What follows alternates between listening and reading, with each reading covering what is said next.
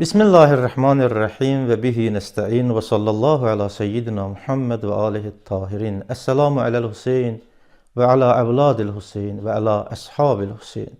Selamun aleykum, hər vaxtınız xeyirli olsun əziz tamaşaçılar. Kərbəlanın səsi Hüseyin məktəbindən qeyb nuruna doğru verilişində hər birinizi xoş gördük. Bugün 4-cü hissədir ki, bu mövzuda biz danışırıq. Bu dövrdə Küfə məktubları və Müslim İbn Əqilin missiyası. Bu haqda danışacağıq. Keçən verilişlərdə İmam Hüseyin əleyhissalamın Mədinədən Məkkəyə gəlməsi və 4 ay Məkkədə qalması və Məkkədə olan fəaliyyətləri barəsində və o cümlədən Məkkədə olanda Küfənin və Küfə cəmaatının məktublarının İmam Hüseyin əleyhissalama çatması. İmam Hüseyin əleyhissalam Məkkədə olanda artıq Küfədən məktublar gəlməyə başladı və İmam Hüseyin əleyhissalam da bu qərara gəldi ki, ilk öncə Müslim İbn Əqili Küfəyə göndərsin və orada Küfənin cəmaatının nə qədər düz danışmasını və həmçinin Küfənin şəraitini araşdırsın. Əgər həqiqətən İmam Hüseyin əleyhissalam tərəfindən Müslim İbn Əqilə beyət edərlərsə və Müslim İbn Əqil məktub göndərib İmam Hüseyin əleyhissalama desə ki, həqiqətən burada şərait yaxşıdır və insanlar həqiqətən səni istəyirlər, ondan sonra İmam Hüseyin əleyhissalam Kərbəlaya tərəf, yəni Küfəyə tərəf hərəkət edəcəkdir. Və həqiqətdə İmam Hüseyin əleyhissalamın Küfəyə tərəf getməsinin amillərindən də biri Küfə cəmaatının məktubları oldu.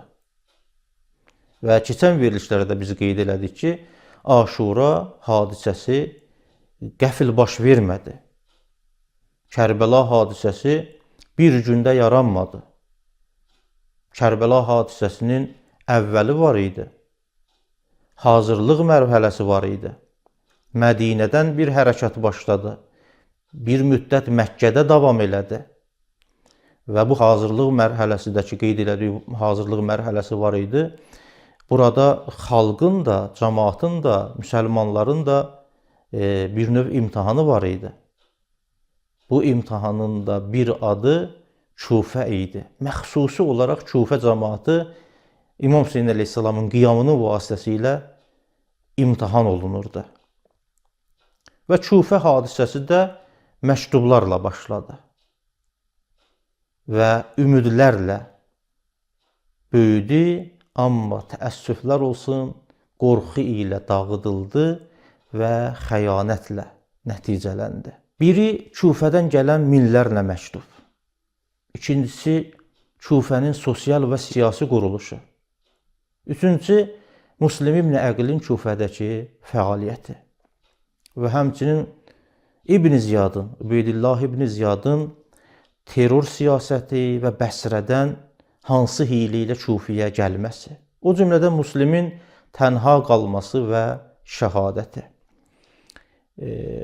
Biz bu bir neçə dəqiqədə istəyirik bu neçə məsələni qısa da olsa siz əzizlərin nəzərinə çatdıraq.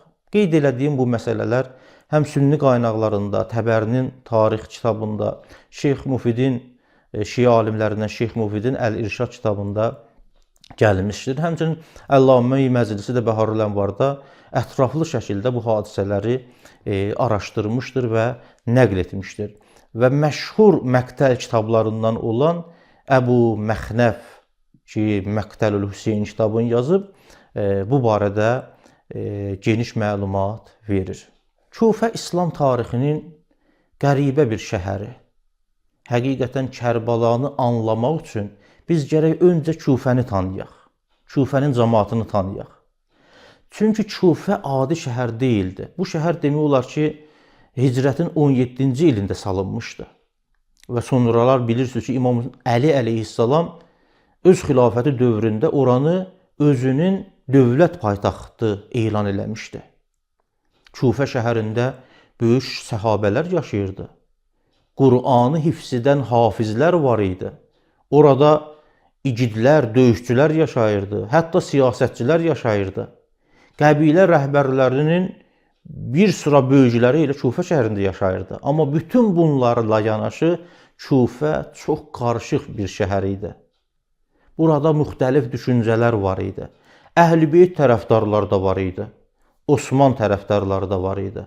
Xəvaricilər də orada yaşayırdı. Qəbilə təəssübkeşli insanlar da orada yaşayırdı. Dünyapərəst insanlar da var idi orada. Müxtəlif fikrə malik olan insanlar. Qorxaq və tərəddüd edən bir sıra kütlə. İmam Əli əleyhissalam Kufə xalqının zəif tərəflərini dəfələrlə qeyd eləmişdi. Sözlərinin, kəlamlarının birində buyurur ki, Ya əşbahər rical və la rical, hulumul ətval və uqul rəbbatil hical. Ey kişi surətində olanlar, amma kişi olmayanlar. Sizin düşüncəniz uşaqların düşüncəsi kimidir. İmam Əli əleyhissalam Kufədə olan vaxtında bunu Kufəlilər barəsində deyir. Bu sözlər Kufənin bir hissəsinin zəif iradəli olmasını göstərirdi.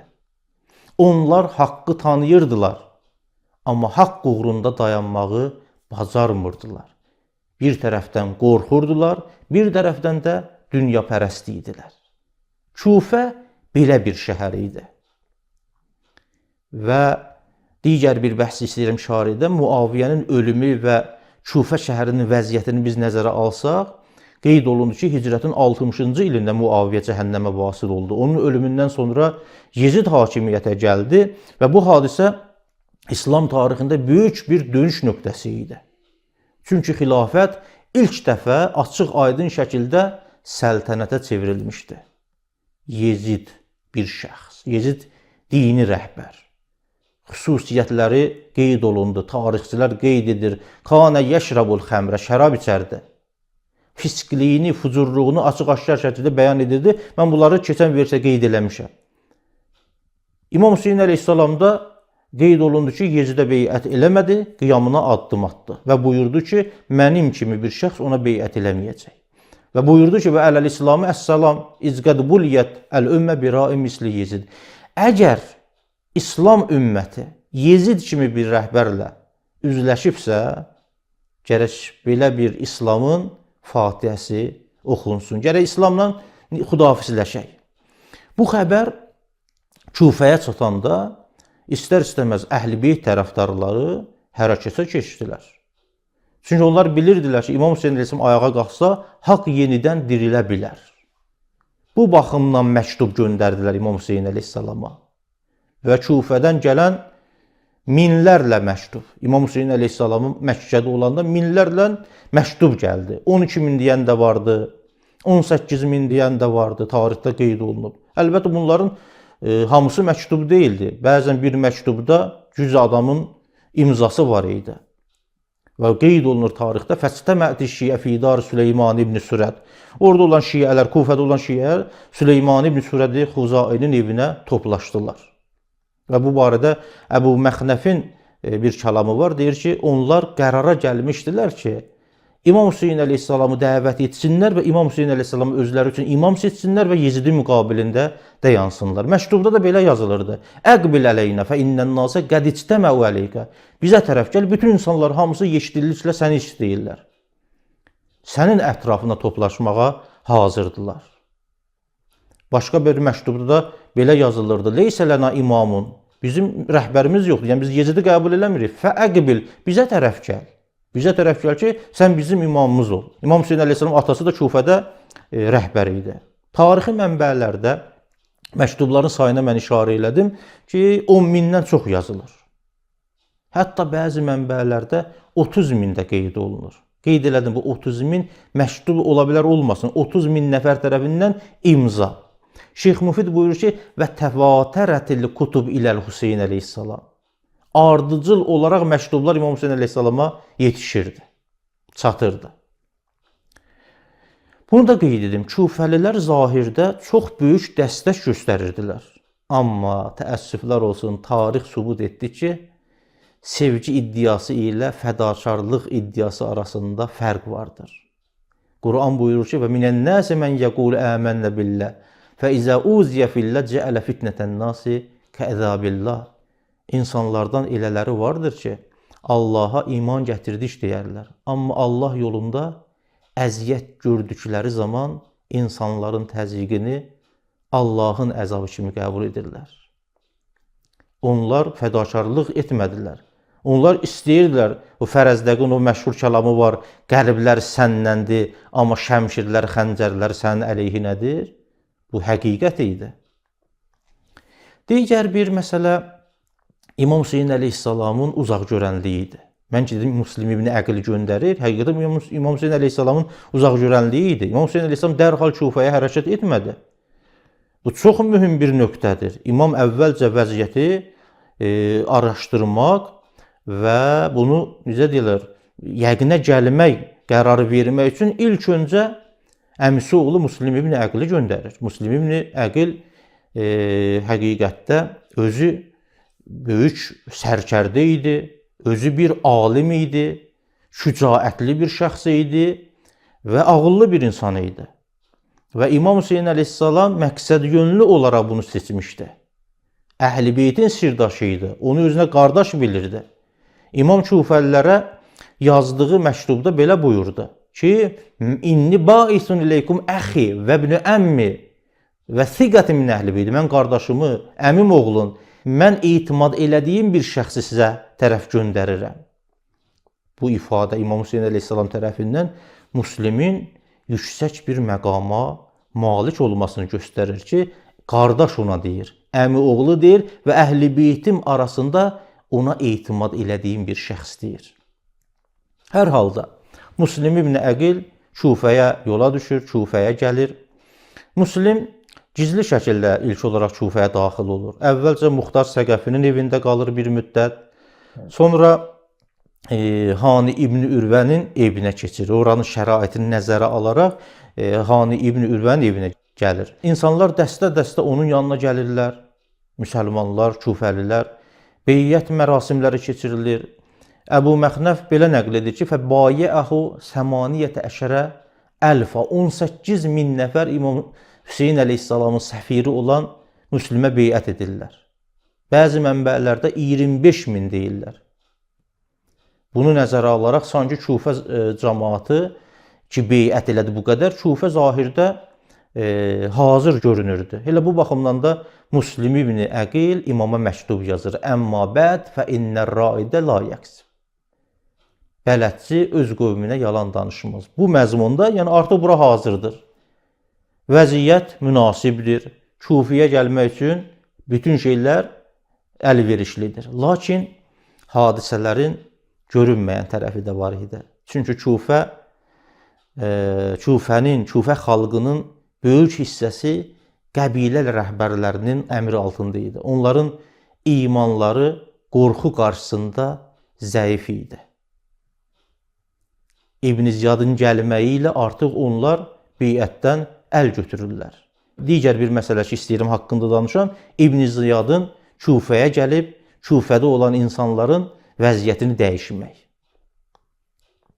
İlk öncə bilirsiniz, Ubeydullah ibn Ziyad Bəsrə şəhərində idi. Və o çox qəddar biri idi. Həddindən artıq hiyləgər idi, siyasətçi idi.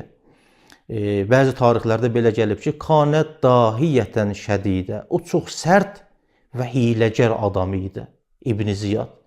Elə Kufiyə daxil olanda da hiylə işlədir. Sanki İmam Hüseyin əleyhissalam Kufiyə daxil olur. İbn Ziyad gecə vaxtı deyirlər Kufiyə daxil olur. Bəzi insanlar onu qaranlıqda İmam Hüseyin əleyhissalam zənn etdilər. Özləri də bu şəraiti yaratdılar, üzlərini örtmüşdülər.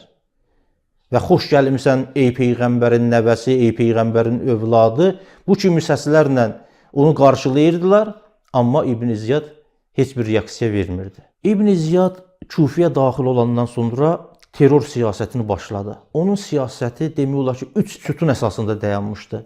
Qorxutmaq, pulla tamahlandırmaq və casusluq. Bu 3 vasitə ilə Kufənin necə deyilir, vəziyyətini dəyişdirdi. O qəbilə başçılarının bəzilərini alırdı. Hətta deyirdi ki, əgər İmam Hüseyin əleyhissalamı dəstəkləsələr, onların başları kəsiləcək, maaşları kəsiləcək, evləri dağıdılacaq, ailələri təhlükəyə atılacaq. Xəbəri belə yazır ki, İbn Ziyad daxil olduqdan sonra Kufiyə fəfərrəqən nas ən muslim. Müslümin ətrafından insanlar pərakəndə oldular. Bəziləri qorxu üzündən, bəziləri tamahlanaraq. Buna deyirlər də tətmi, tamahlandırmaq. Bir də ki, qorxutmaq. İbn Ziyad təkcə qorxu ilə kifayətlənmədi. O qəbilə rəhbərlərinə həqiqətdə böyük pullar verirdi, vədə eləyirdi. Onlara deyirdi ki, əgər qəbilələrinizin cəmaatını, əfradını Müslümin ətrafından geri çəksəniz, sizə çoxlu imtiyaz verəcəm, vəzifə verəcəm, pul verəcəm. Beləcə Küfənin zəif adamları bir-bir geri çəkilməyə başladılar. Allah Teala Quran-ı Kərimdə buyurdu: "Fəla təxşəvun-nas vəxşəvni", insanlardan qorxmayın, məndən qorxun. Amma insanlar təəssüflər olsun ki, İbn Ziyaddan qorxdular. Lakin Küfənin çoxu Allah qorxusunu deyil, hakimiyyət qorxusunu seçdi. Burada bir məsələni də istəyirəm işarə edəm. O da casusluq və Hani İbn Ürvənin həbs məsələsidir. Əziz tamaşaçılar, İbn Ziyadın ən təhlükəli silahlarından da biri onun casusluğu idi. O Məqil adlı casusu göndərdi. Bu casus özünü Əhl-i-Beyt tərəfdarı kimi göstərirdi. Gəldi Müslimin yaxın çevrəsinə daxil oldu. Bir müddət sonra Hani İbn Ürvənin evində keçirilən görüşlərin yerini və iştirakçıların hamısının barəsində olan məlumatı İbn Ziyada çatdırdı. Hani İbn Ürvə Küfənin hörmətli şəxslərindən biri idi, şiə idi. Yaşlı, nüfuzlu və qəbilə başçısı idi. Müslim onun evində gizlənirdi, orada yaşayırdı. İbn Ziyad Hanini saraya çağırır, əvvəlcə onunla yumuşaq danışır. Sonra isə ona deyir ki, ondan soruşur ki, Müslim haradadır? Hani cavab vermir. Tarixçilər yazır ki, İbn Ziyad əsa ilə onun üzünə vurur və sonra əmr edir ki, onu həbs eləsinlər. Tarixdə belə qeyd edilir: "Fəzərəbə vəcə Hani bil qazib hətta kəsərə ənfə." Deyir ki, onu əsa ilə elə vurur ki, Hani İbn Ürvənin burnu sınır. Bu tarixi məqtəllərdə gəlib. Məxsusən Əbu Məxnəfin kitabında, məqtəlində. Sonra Hanini zindana atdırır.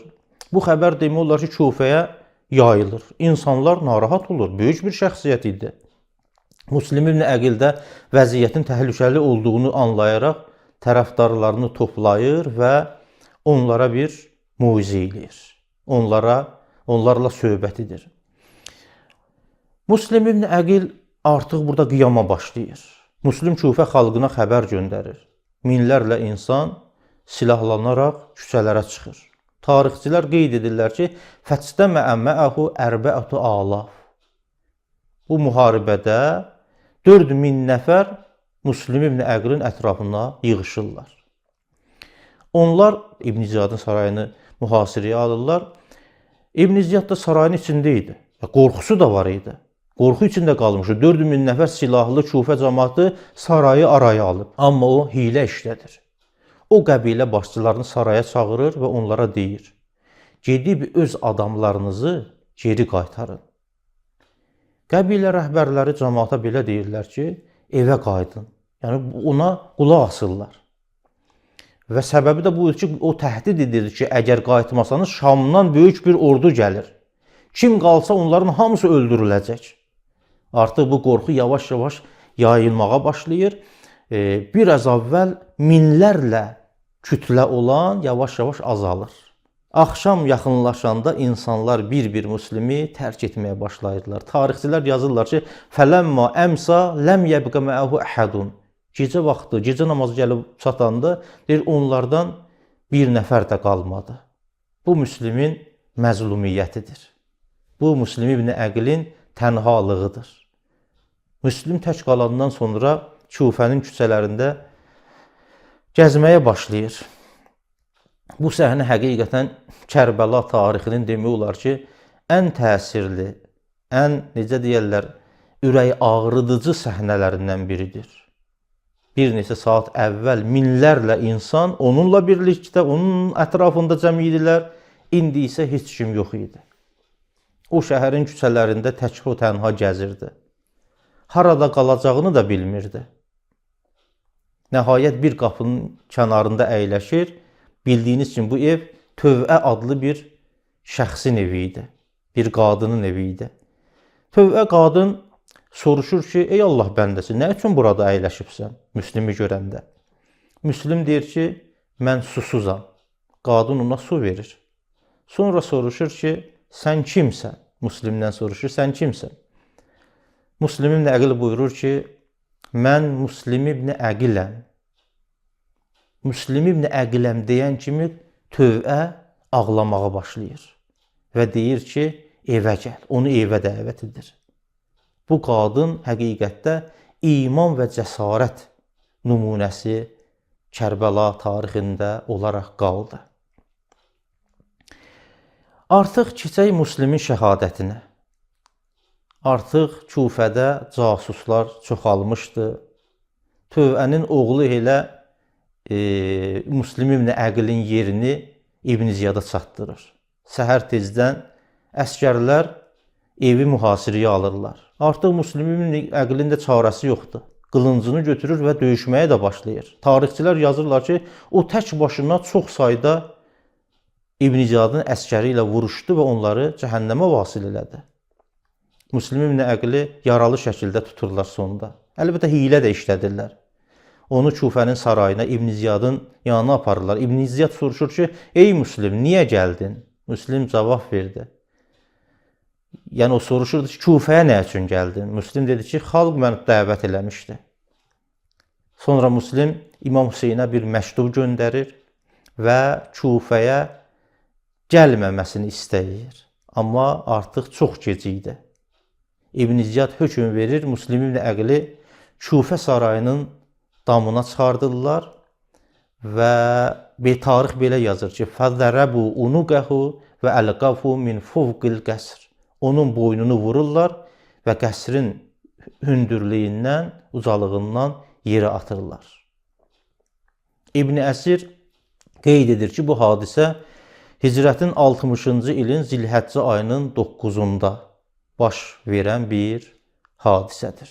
Və beləliklə Müslim ibn Əqil şəhadət məqamına çatır. Bizə ayrılan vaxt tamam oldu. Hamınıza Allah tapşırıram. Və sallallahu əla seyyidina Muhammed və alihi tahirin.